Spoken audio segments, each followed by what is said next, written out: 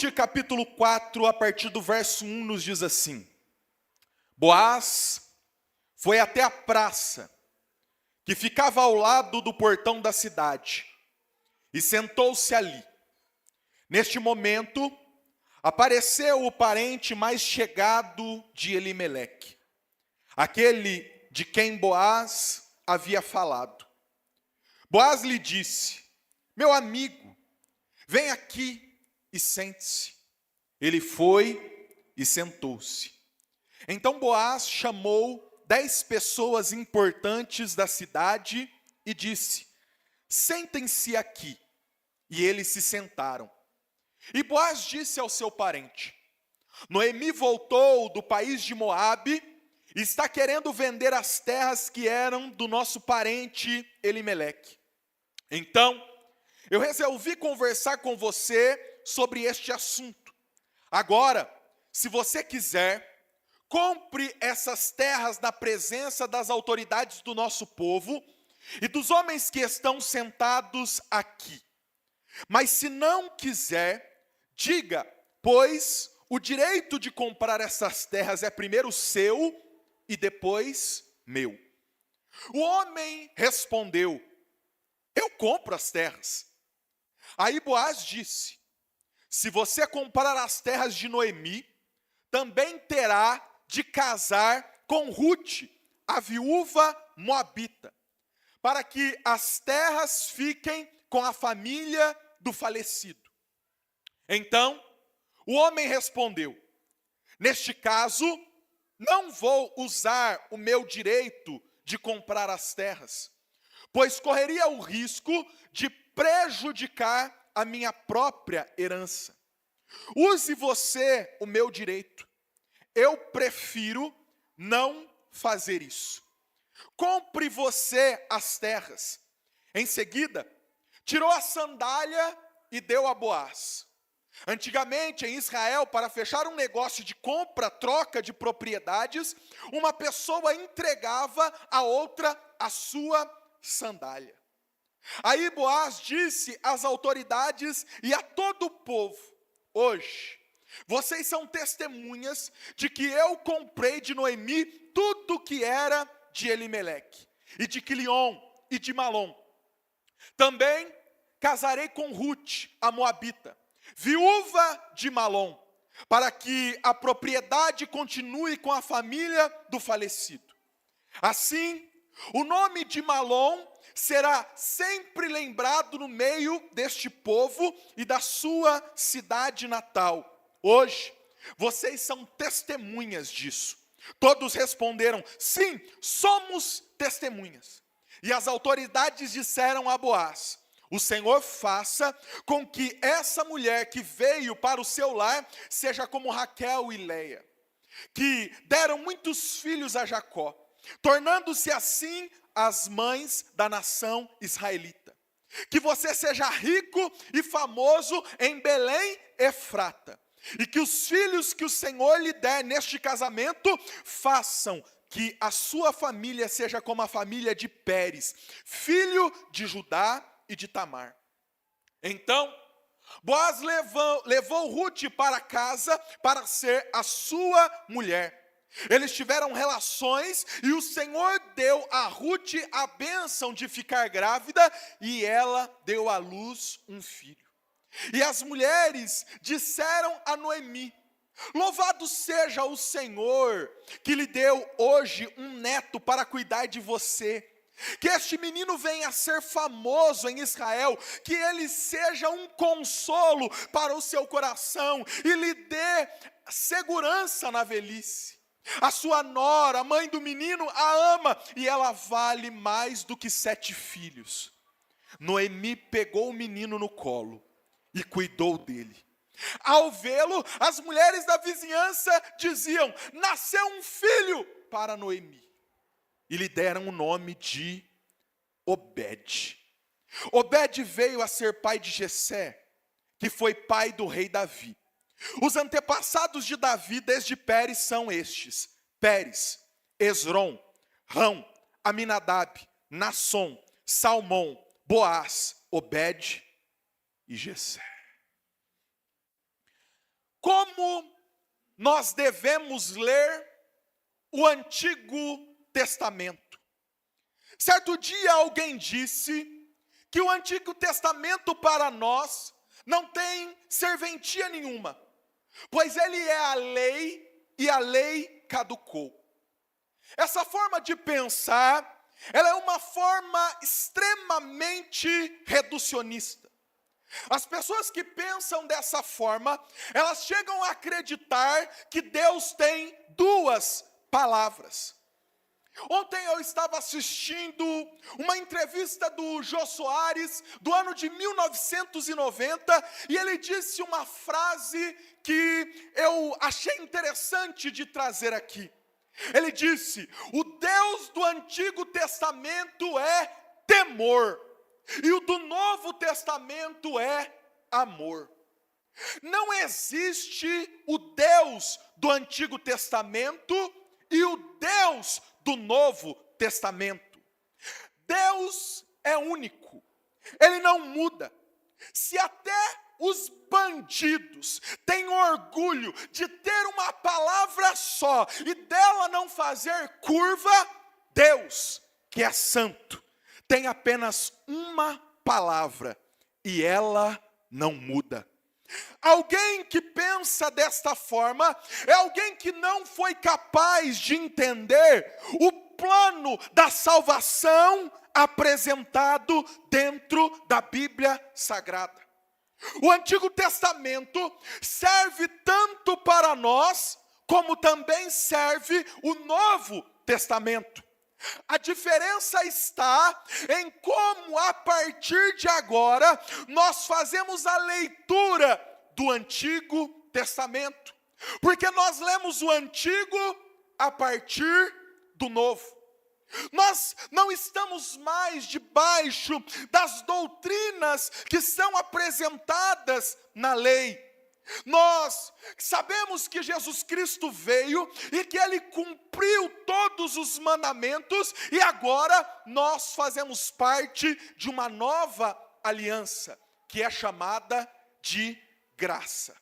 Mas a lei e a graça é um dualismo que não é exclusivo do Novo Testamento.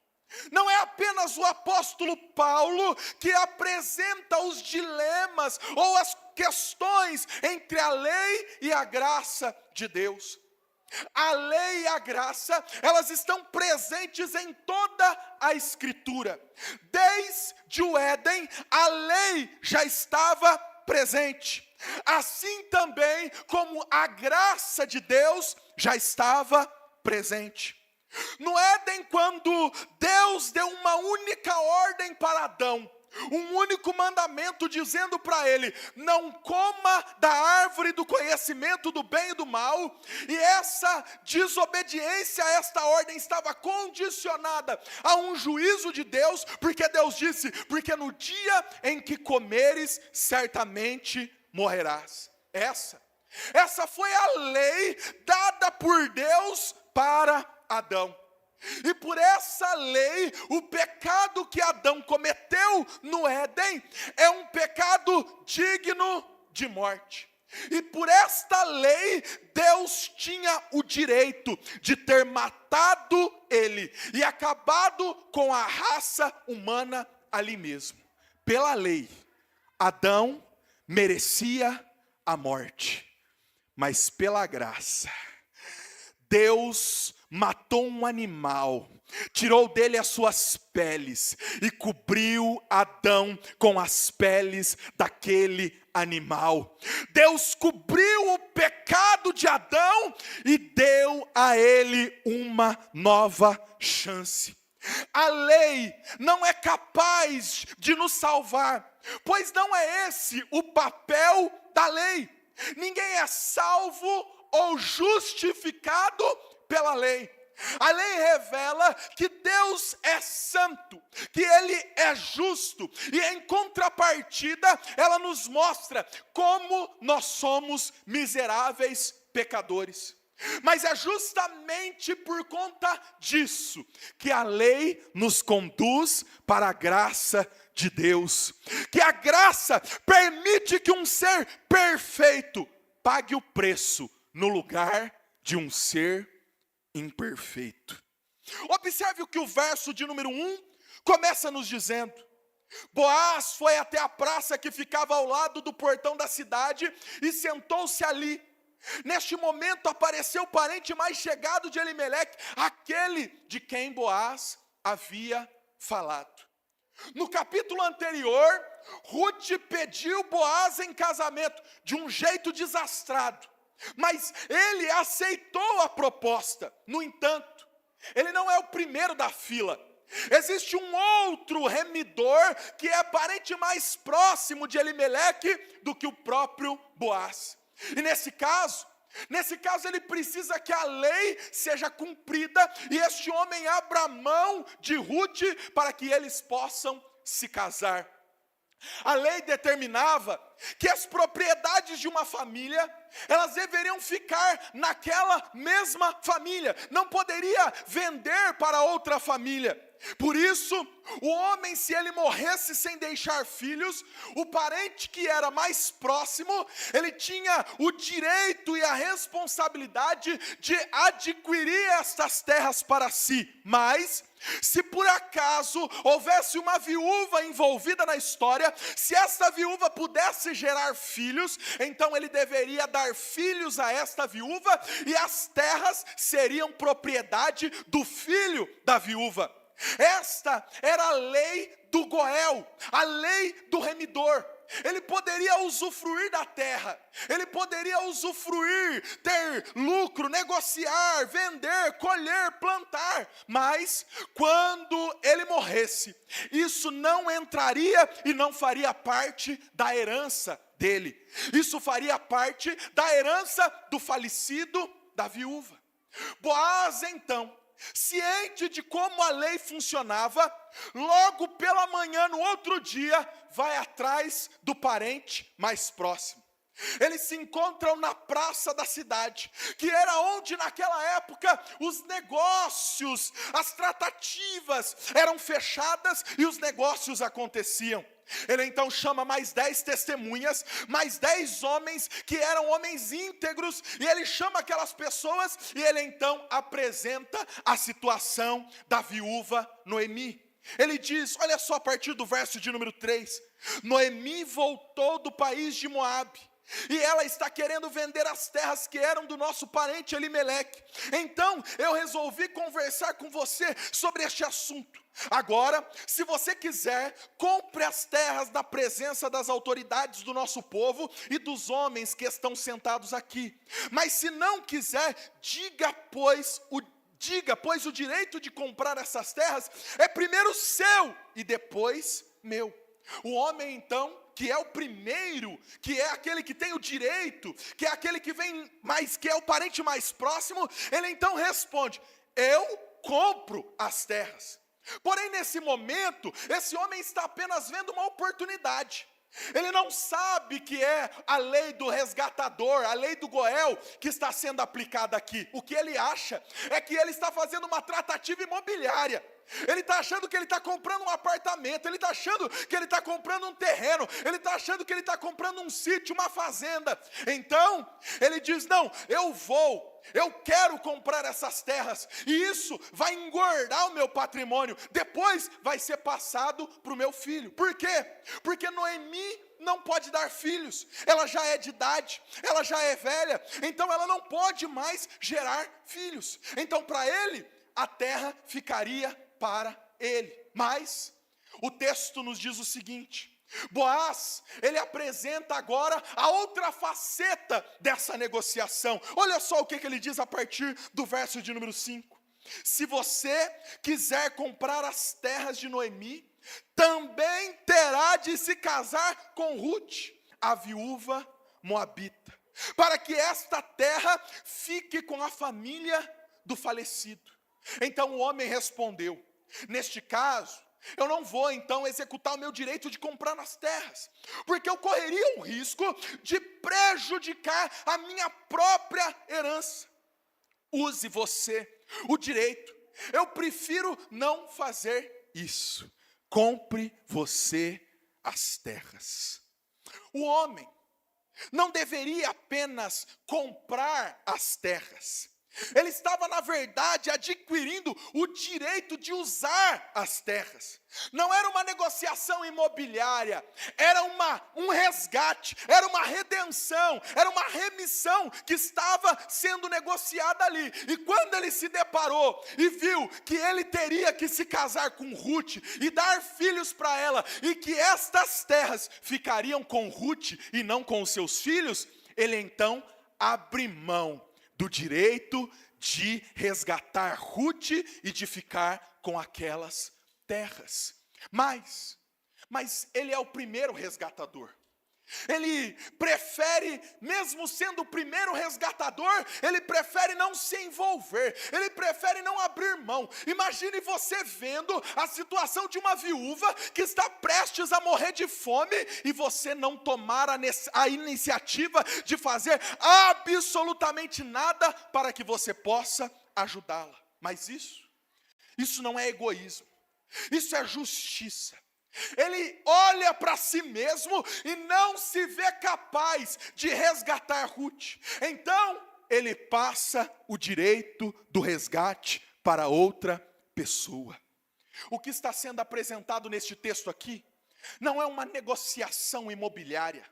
O que está sendo apresentado aqui neste texto não é uma aula de como você poderia, nos tempos antigos, fazer um negócio para comprar um terreno para casar com uma viúva. O que está sendo apresentado neste texto é o plano da salvação. Se nós entendemos que Boaz é um tipo de Cristo, então quem é o primeiro resgatador? Quem é este resgatador sem nome? Quem é este resgatador que é apresentado no texto, mas sem identidade? Ele está sem identidade no texto de forma proposital, porque ele não representa uma pessoa, ele representa a lei de Deus. Ele não é alguém, ele não é uma pessoa, ele não é uma figura. A representação dele é da lei de Deus, que é o parente mais próximo, que é o primeiro na fila, porque antes de Cristo, antes da graça, veio a lei de Deus. Lucas, e o que é a lei de Deus? A lei de Deus é o padrão moral e ético de Deus. É nela onde ele determina o que o homem pode ou não pode fazer. É nela onde ele determina quais são os limites do homem. Então, existe um problema. O problema na lei de Deus é que o padrão de Deus, ele é muito alto. Deus exige de nós um padrão que nós não somos capazes de atingir, porque Deus é perfeito. O padrão de Deus é a perfeição. Deus quer homens e mulheres que sejam perfeitos. Lucas, mas isso é impossível. Não tem nenhuma abertura, nenhuma margem, nenhuma tolerância na lei de Deus? Não. Deus exige de nós a perfeição. Deus exige de nós a perfeição. Deus tem um padrão muito alto. Dentro da lei de Deus, alguém pode até dizer, mas Lucas, eu sigo a lei de Deus. Eu não mato, eu não roubo, eu não adultero, eu não adoro outros deuses. Mas se você mentir, mas se você cobiçar, a lei de Deus foi quebrada e você é culpado de todos esses pecados. Alguém que disse que Deus não, alguém pode até dizer, e estão dizendo muito por aí, dizendo que Deus nos aceita como nós somos. Essa é a maior mentira que o diabo está contando nos nossos dias, que Deus nos aceita como nós somos. Isso é uma mentira. Deus exige, Deus dentro da sua palavra é santo, justo, e Ele não não muda o seu padrão, e o padrão de Deus é a perfeição. Jesus Cristo, no seu Sermão do Monte, Mateus capítulo 5, diz o seguinte: sejam vós perfeitos, como perfeito é o vosso Pai. Jesus estava apresentando ali o padrão da lei de Deus, o padrão moral, o padrão ético de como Deus quer que nós sejamos. Aí, talvez você pode se perguntar: Lucas, mas se esse é o padrão de Deus, se Deus quer que nós sejamos perfeitos e não pode ter nenhum erro, se eu falhar em uma coisa, eu falho em todas as outras, então como eu posso ser digno? Como eu posso ser salvo? Como eu posso ser resgatado? Se nós não somos capazes de seguir nem mesmo os menores mandamentos da lei de Deus? A resposta para você, meu irmão, é o seguinte: pela lei, a lei não é capaz de te resgatar, a lei só é capaz de apontar o seu pecado, a lei só é capaz de te apresentar a condenação. A resposta mediante a lei é que não é possível. Nós não somos dignos da salvação, ninguém é digno, nem mesmo eu que estou aqui falando com vocês, nem mesmo eu perante a lei sou digno da salvação, mas é aí aonde entra a graça de Deus, é aí aonde entra a beleza da palavra de Deus. Não é apenas a lei que é apresentada, mas a graça também é apresentada dentro da palavra de Deus, e é por causa da graça que nós temos possibilidade de salvação. Lucas, mas o que é a graça? O pastor americano John Piper diz, e ele faz uma definição da graça que é maravilhosa. Ele diz: a graça é o favor soberano de Deus concedido a pecadores que merecem apenas o juízo. Graça é um favor que nós não merecemos. Graça é aquilo que nós não merecíamos de Deus, mas nós recebemos. Ruth, ela não merecia nada de Boaz. Ruth, ela não tinha nada a merecer deste homem chamado Boaz, para que ele pudesse a resgatar. O próprio Boaz não devia nada para ela, mas ele viu a aflição dela, ele viu a aflição de Noemi, tudo isso sim, consequência do pecado. Boaz poderia simplesmente dizer e olhar para Ruth e Noemi e dizer assim: por que eu vou ajudar elas? Por que eu ajudaria Ruth e ajudaria Noemi, se elas estão colhendo justamente o pecado que Elimeleque plantou? Mas ele não fez isso. Por amor, Boaz decidiu ir até a praça da cidade. Por amor, Boaz decidiu se expor. Por amor, Boaz decidiu cumprir a lei. Por amor, Boaz decidiu pagar o preço. Por amor, Boaz decidiu entrar na briga. Por amor, Boaz decidiu ser o resgatador de Ruth e de Noemi. Assim também foi Jesus Cristo.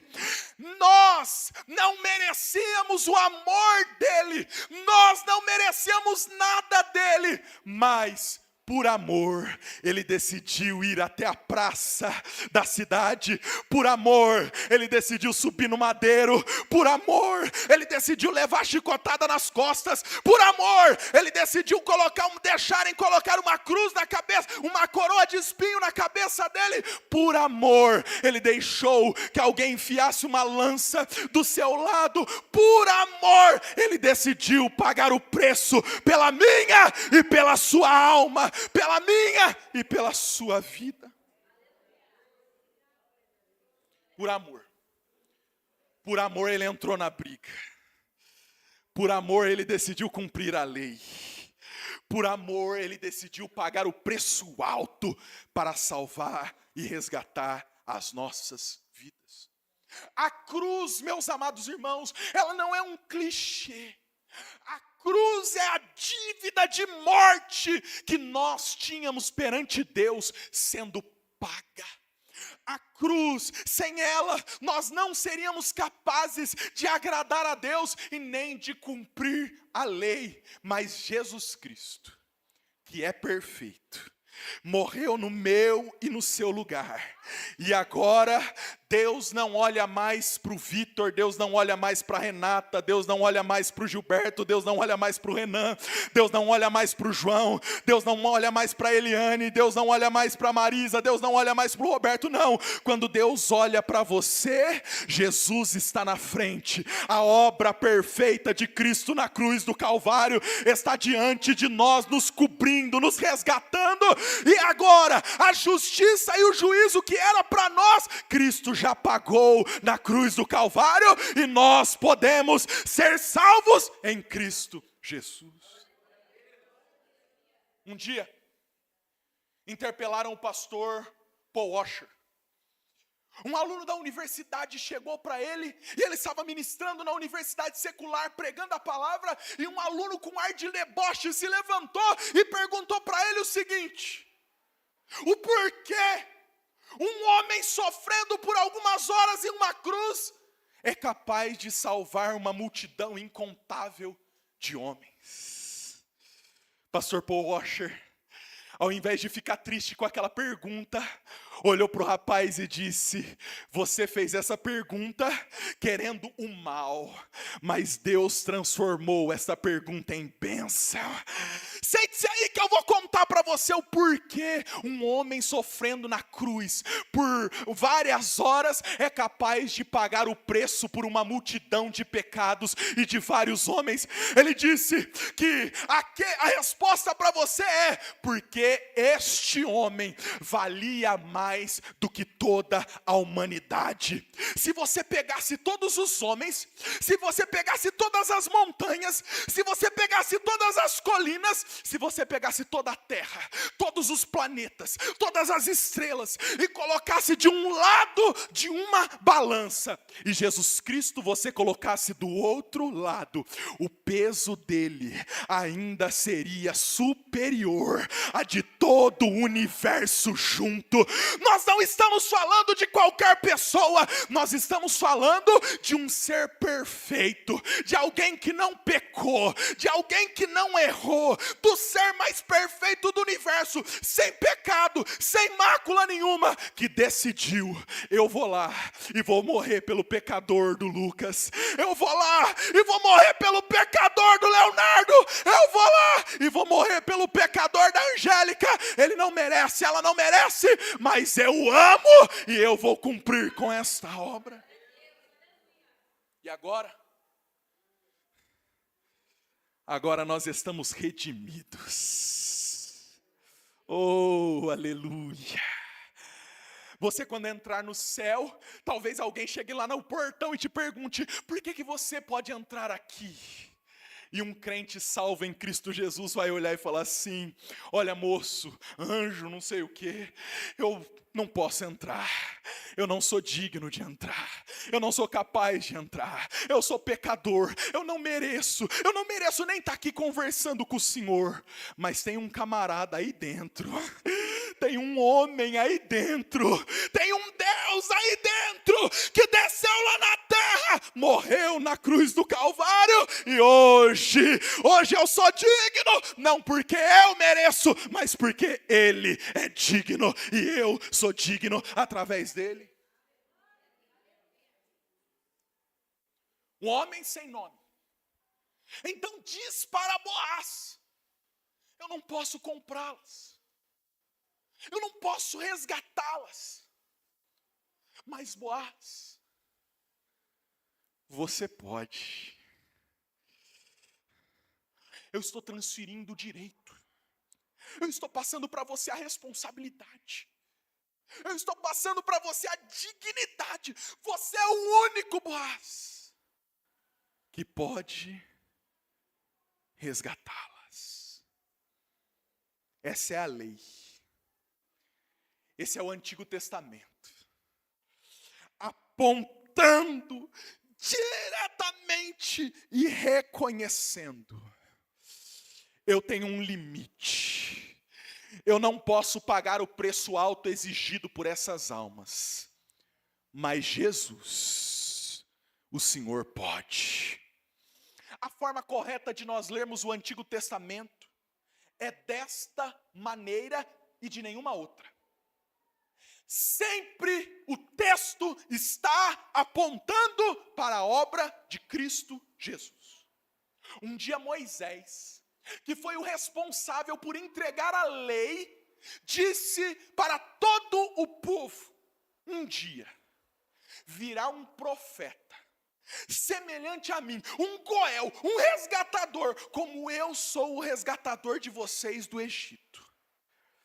A ele vocês devem ouvir, e tudo quanto ele vos disser, vocês devem obedecer. O Antigo Testamento, ele mostra a nossa pecaminosidade diante de um Deus que é santo. E o Novo Testamento mostra um Deus santo, pagando o preço e nos resgatando da nossa pecaminosidade. Lucas, você está ficando louco. Você já está desequilibrado. Você está dizendo que tudo que está dentro do Antigo Testamento, cada texto, cada versículo, cada história, está levando para Jesus? Sim. Olha só o verso de número 13. Então, Boaz levou Rute para casa, para ser a sua mulher. Eles tiveram relações e o Senhor deu a Rute a bênção de ficar grávida e deu à luz um filho. E as mulheres disseram a Noemi: louvado seja o Senhor que lhe deu hoje um neto para cuidar de você. Que este menino venha a ser famoso em Israel. Que ele seja um consolo para o seu coração e lhe dê segurança na velhice. A sua nora, a mãe do menino, a ama e ela vale mais para você do que 7 filhos. Noemi pegou o menino no colo, cuidou dele. Ao vê-lo, as mulheres da vizinhança diziam: nasceu um filho para Noemi. E lhe deram o nome de Obed. Lucas, o que significa Obed? Obed significa servo. Como pode uma criança com nome de servo, uma criança com nome de servidor, de escravo, e as mulheres dizerem: eu espero que ele fique famoso em Israel? A história não se lembra dos servos, a história só se lembra dos senhores. Para que a história se lembre do servo, o servo tem que se transformar em senhor. Deixa eu te ler um texto agora com você em Filipenses capítulo 2, versículo 5 e até o versículo 11, que mostra a história de um servo que se transformou em senhor. Olha só: de sorte que haja em vós o mesmo sentimento que houve também em Cristo Jesus, que sendo em forma de Deus, não teve por usurpação ser igual a Deus, mas aniquilou-se a si mesmo, tornando a forma de servo, fazendo-se semelhante aos homens, e achando-se na forma de homem, humilhou-se a si mesmo, sendo obediente até a morte, morte de cruz. Pelo que também Deus o exaltou soberanamente, e lhe deu um nome que está sobre todo nome, para que o nome de Jesus Cristo se dobre todo o joelho dos que estão nos céus e na terra e debaixo da terra, e toda língua confesse que Jesus Cristo é o Senhor, para a glória de Deus Pai. Um servo só pode se tornar famoso se ele se tornar Senhor. O Senhor Jesus Cristo humilhou-se na forma de um servo, de Obed, e se tornou famoso, porque Deus o exaltou sobre todo nome, e hoje toda língua tem que confessar que ele é Senhor. Alguns diziam que a história de Rute, ela era contada como uma propaganda política do rei Davi. Por que, Lucas, do rei Davi? Porque Boaz gerou Obed, Obed gerou a Jessé, e Jessé gerou Davi. Obed, ele é avô do rei Davi. Mas a história de Rute não é contada por conta de uma propaganda política. A história de Ruth é contada por conta da propaganda da salvação. Deus estava já na Bíblia Sagrada manifestando como é que ele iria fazer para resgatar o seu povo. Obed, ele é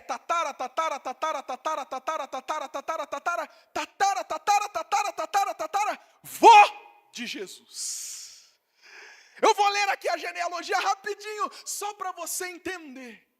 Diz assim a genealogia de Jesus em Mateus capítulo 1, versos 5 ao 16. Boaz gerou a Obed. Obed gerou a Jessé. Jessé gerou o rei Davi. O rei Davi gerou Salomão. Salomão, Roboão, Abias. Abias gerou Asa. Asa gerou Josafá. Josafá, Jorão. Uzias. Jotão. Acais. gerou Ezequias. Manassés, Amon. Josias. Jeconias. Salatiel. Zorobabel. Abiúde, Eliaquim. Azor. Sadoc. Aquim gerou Eliúde. Eleazar gerou Matã. Gerou Jacó. Jacó gerou Jessé, marido de Maria, do qual nasceu Jesus. E deixa eu te dizer uma coisa, meu amado irmão, não se assuste. O teu nome está nessa genealogia.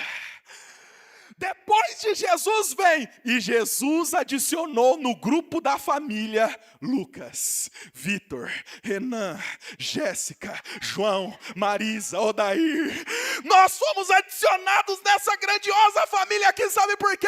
Porque ele morreu na cruz do Calvário, e nós que éramos moabitas, nós que não éramos povo, agora pela adoção, nós somos parte da família de Jesus Cristo. Fique de pé, eu quero encerrar.